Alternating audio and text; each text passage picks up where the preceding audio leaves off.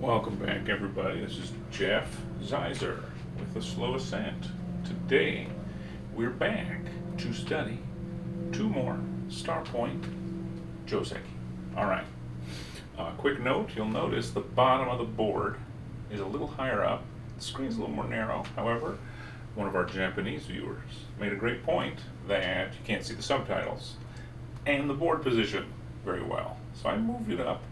This is an experiment. We'll see how it goes. I might tick it up a little more on my end. It does look pretty good. So we're going to try this. Today we are going to study two positions. These are star point joseki. And as you'll see in some of my game records, I try to drill ones that I'm bad at. I'm still working on my star points. This one's going to be the low approach again. So let's take a look at it. Okay. The low approach 3-3 entrance after getting pincer. So let's take a look. Alright, now there's two variants of this one. This is interesting. This explains the why. Sometimes this helps see what makes a joseki useful, why it sticks. Okay, so this is again the pincer.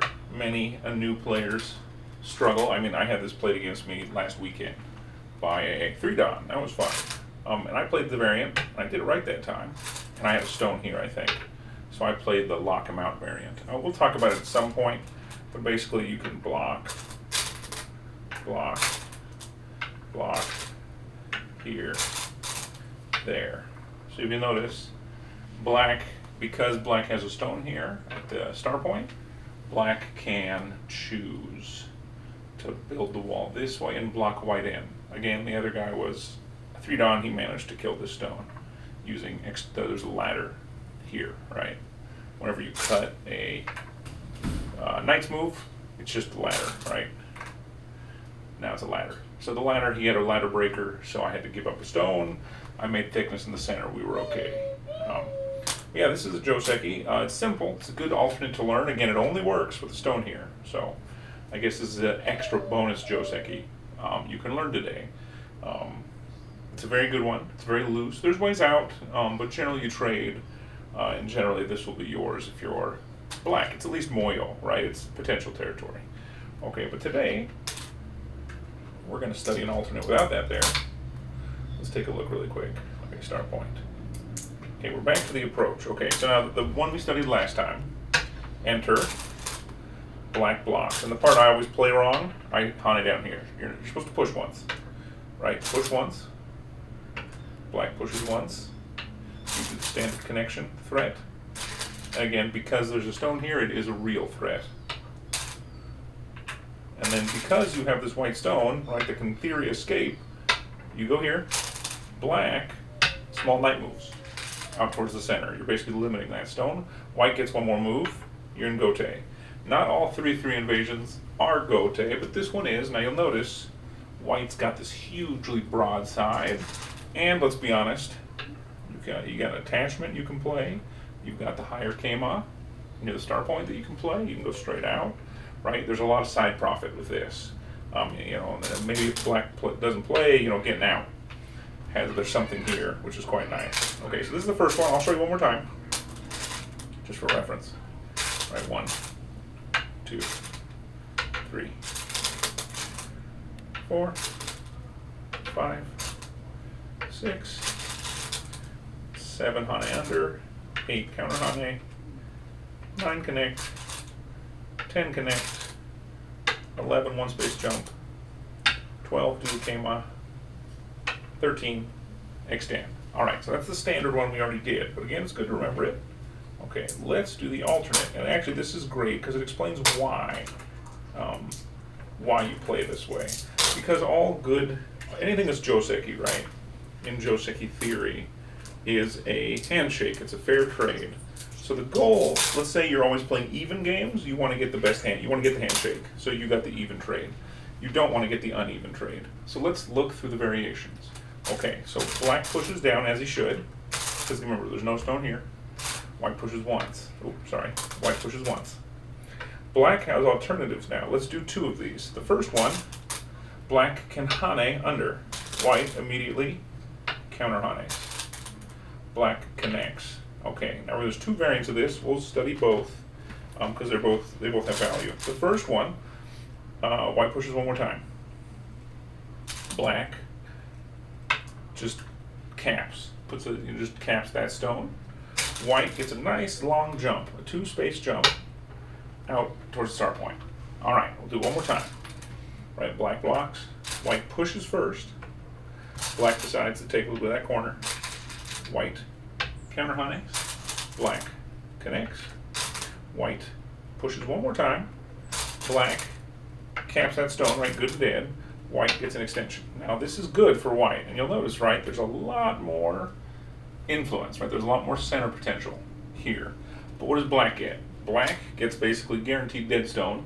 Let's say unless it's a co-thread or something, it's trapped. Right, let's say it's a co-thread like that, because then black has to respond, right? Okay. But white has gote, right? White's a move behind. So white gets a lot of profit, black gets sente, which is a big deal. So let's say you didn't want that. There's a second variation why you play this way. So let's take a look. Clear off the extraneous stone.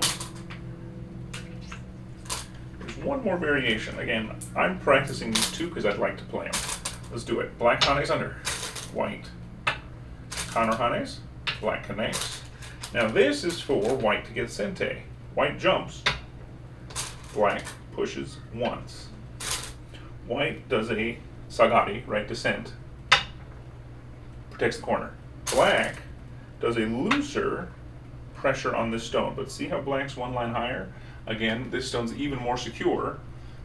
Black got one line of territory higher. There's a bit of a forcing move here, and right, once you push here, there's some not great aji here.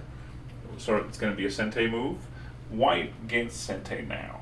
So this is that handshake again. White can come out of this with sente. And black has to know that if you're going to do this, right? If you hane under, you have to realize white may choose to take sente. Or, might choose to take sente. And the exchange, right, because they're always handshakes, there's that descent again. What's the advantage? Black got a one line higher strong moyo with some forcing moves in the corner here. Right? The continuation is basically good for black. So basically black's trading future sente moves for right now losing sente. So you have to decide how that goes. Now, why would I point this out? Because again, the standard old school corner, we'll do that really quick, right?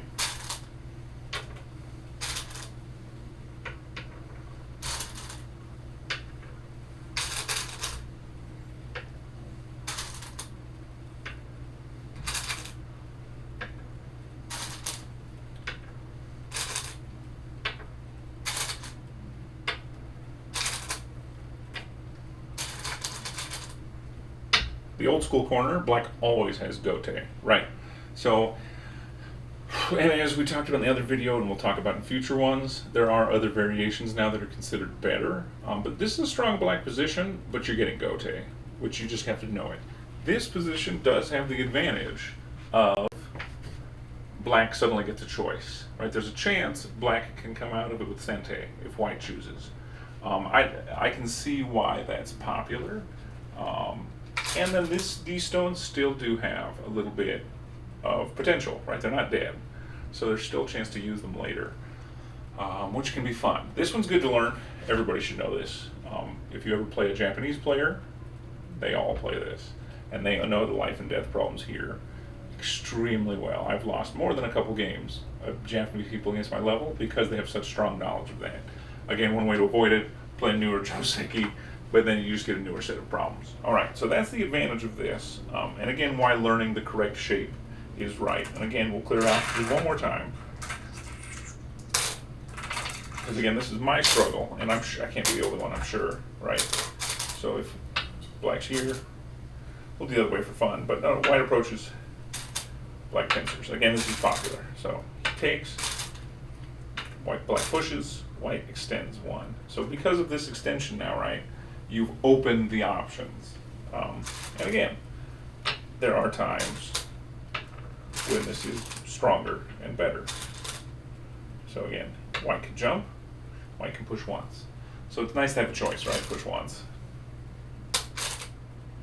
Cap it. Get a nice extension. So just remember when you're doing these joseki, it's always trade. And that's the advantage of remembering them, and simple ones. Again, star point, I'm going to say this out loud to you all because I have to remember it, but remembering the star point joseki, at least enough of them, and remembering them well is good. Star point's by far the most popular. Corner right now on, say, OGS, and it's all handicap games, right? So it's a good chance to learn it. It's good discipline. So, all right, hope this helps everybody. This is your host, Jeff. I will see you all on the next one, which it's summer, so it'll be soon. Until the next move, I'll see you all then. Bye-bye now.